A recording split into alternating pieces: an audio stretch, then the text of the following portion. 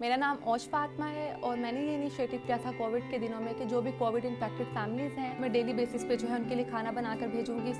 मैंने ये इनिशिएटिव अपने सेविंग्स से लिया था और ये वो पैसे थे जो मेरे गार्डियंस ने मेरे फ्यूचर के लिए रखे हुए थे कि मेरी आने वाली ज़िंदगी में कभी मेरे काम आएंगे। जब मैंने स्टार्ट किया था तो मैंने सिर्फ सोचा था कि मैं कोविड पेशेंट्स को खाना भिजवाऊँ, क्योंकि खाना मैंने खुद बनाना था।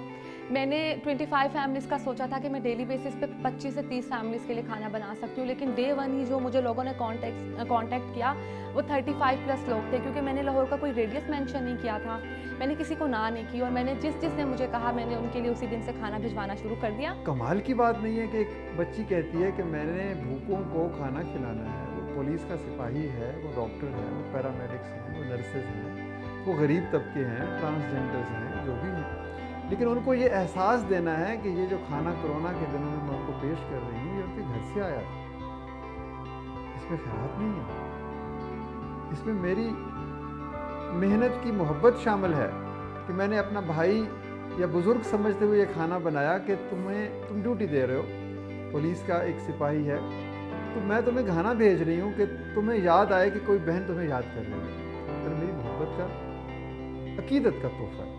अब तक जो है तकरीबन मैं 15,000 के करीब जो है मील्स अपने हाथों से बनाकर जो है लोगों को भिजवा चुकी हूँ। और इस खाने को जो है मैं चैरिटी फूड नहीं कहती, इसको मैं कहती हूँ टोकन ऑफ लव है। ये वो खाना है जो मैं ऐसे बनाती हूँ जैसे आप अपने किसी प्यारे के लिए बनाते हैं। ये वो लोग हैं जिनसे मैं कभी मिली नहीं हूँ, जिनको मैं जानती नहीं हूँ, पर मैं खाना उनके लिए उसी तरह से, उसी एहतमाम से बनाकर भेजती हूँ जैसे हम वो खाना अपने प्यारों के लिए बनाते हैं।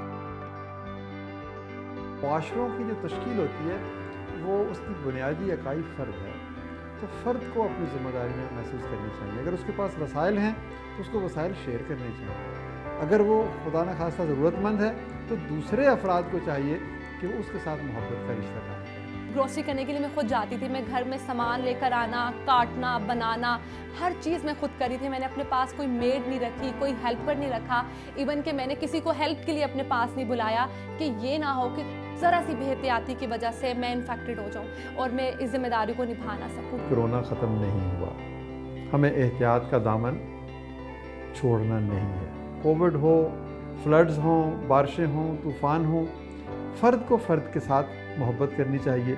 यूँ हम हुकूमत के साथ मिलकर कॉम्प्लीमेंट करेंगे, सप्लीमेंट करेंगे इस पूरे इस पैकेज को और इस मुआशी और समाजी बेहतरी के अमल को।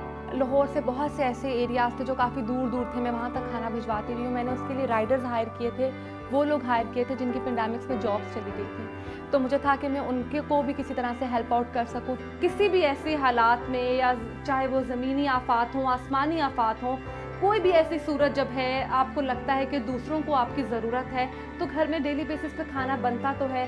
तो अगर हम इसी तरह से 2 डब्बे या 3 से 4 डब्बे एक्स्ट्रा बनाकर लोगों को भेजना शुरू कर दें, उनकी मदद करना शुरू कर दें, तो मुझे लगता है कि कतरे कतरे से दरिया बनता है और हम बहुत से लोगों के काम आ सकते हैं।